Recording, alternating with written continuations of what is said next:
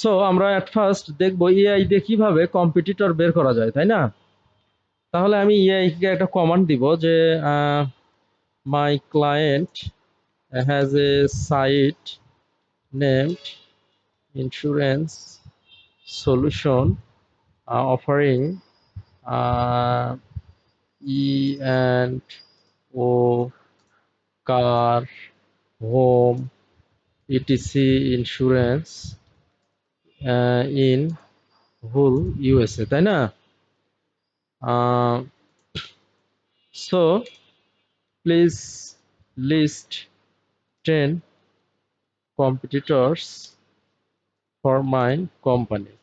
তাহলে আমরা গত একটা পয়েন্ট ছিল ওখানে এআই দিয়ে কম্পিটিটর বের করা যায় অথবা কম্পিটিটর রিসার্চ করা যায়। তাহলে আজকে আমরা দেখব কিভাবে আমরা কম্পিটিটর রিসার্চ করব, তাই না? এখানে দেখা যাচ্ছে কার, হোম, তারপরে হচ্ছে রিয়েল এস্টেট, হ্যাঁ, তারপরে হচ্ছে লয়ার,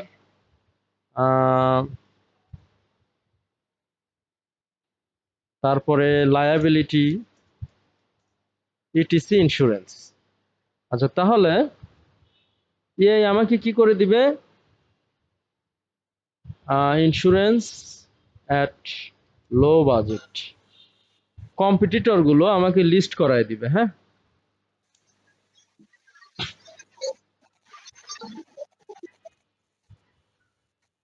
থিঙ্কিং ভাই লঙ্গার for a better solution.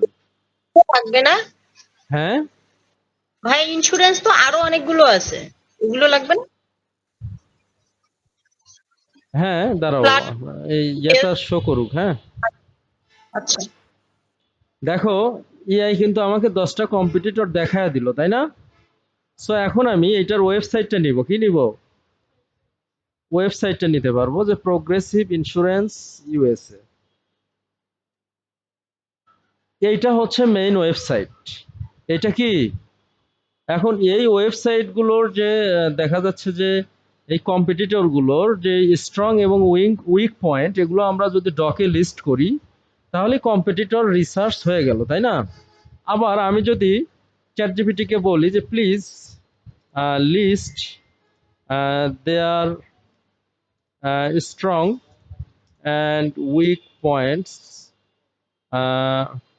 Of those 10 competitors, তাহলে সে দেখা যাচ্ছে নিজেই অ্যানালাইজ করবে যে এই 10টা কম্পিটিটরের স্ট্রং পয়েন্ট এবং উইক পয়েন্টগুলো কি।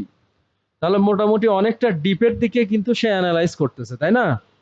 এইভাবে আমরা এআই দিয়ে আমরা কম্পিটিশন অ্যানালাইসিস করতে পারবো। ঠিক আছে, এগুলো জাস্ট ডকে রেখে আমি আমার ক্লায়েন্টকে দিতে পারবো, কিন্তু এআই কিন্তু ফুললি কম্পিটিটর অ্যানালাইজ করে দিতে পারবে না। আমি আগেই বলছি এআই কোনো কোনো কাজ 100% করে দিবে, যেমন রাইটিং এর কাজটা কোনো কোনো কাজ পার্টিশিয়াল ভাবে করবে, অর্থাৎ আংশিক করবে। কোনো কোনো কাজ অল্প একটু করতে পারবে। তাহলে আমি যদি একে বলি যে এটার স্পিড অ্যানালাইজ করো, তাহলে কি এর বাপের ক্ষমতা আছে সেই স্পিড অ্যানালাইজ করবে? এআই কিন্তু এটা পারবে না। ঠিক আছে, আমি যদি বলি ওর ওয়ান পেজের স্ট্রং এবং উইক পয়েন্টগুলো অ্যানালাইজ করো, এআই পারবে না। ওগুলো আমার ম্যানুয়ালি অ্যানালাইজ করতে হবে।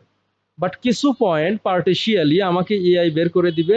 হ্যাঁ, অর্থাৎ কম্পিটিটর অ্যানালাইসিসটা এআই ফুললি পারবে না। আমি আশা করছি যে 30 থেকে 40 এরকম পারবে।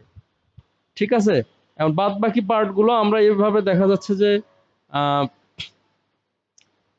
আমাদের কম্পিটিটর অ্যানালাইসিসের ক্লাস হয়নি এর আগে, সেই ক্লাসটা তোমরা দেখবা।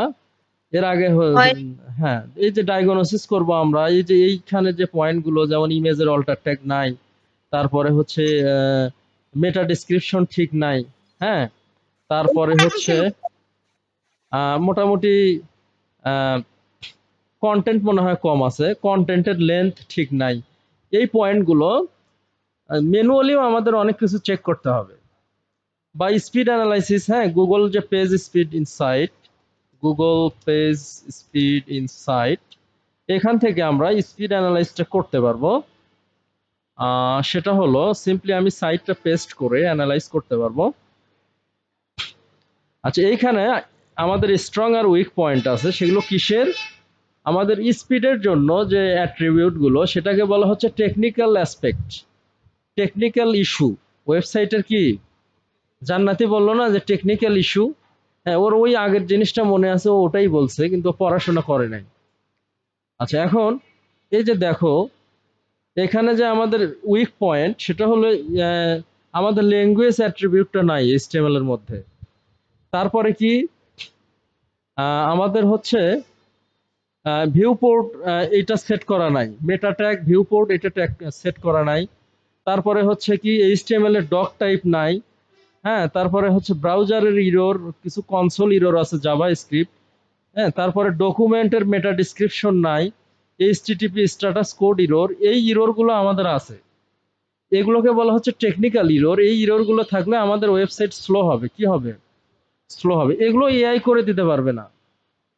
ইন ফিউচারে পারবে কিনা আমি জানি না, হয়তো 10-15 বছর পর করে দিতেও পারে, কিন্তু এখন পারে না। তো এই অ্যানালাইসিস গুলো আমাদের ম্যানুয়ালি করতে হবে। এগুলো কম্পিটিটর আমাদের কম্পিটিটরের ওয়েবসাইটের স্পিড কেমন, তারপরে ওয়ান পেজের স্কোর কেমন, ওর ওর যদি ওয়ান পেজের ওয়েবসাইটের স্পিড স্কোর যদি 95 হয় তাহলে আমার 95+ করা লাগবে, তাই না? সো এই জিনিসগুলো আমরা ডকে লিস্ট করব, এইভাবে আমরা এআই দিয়ে প্লাস ম্যানুয়ালি আমরা কম্পিটিটর অ্যানালাইসিস করতে পারবো।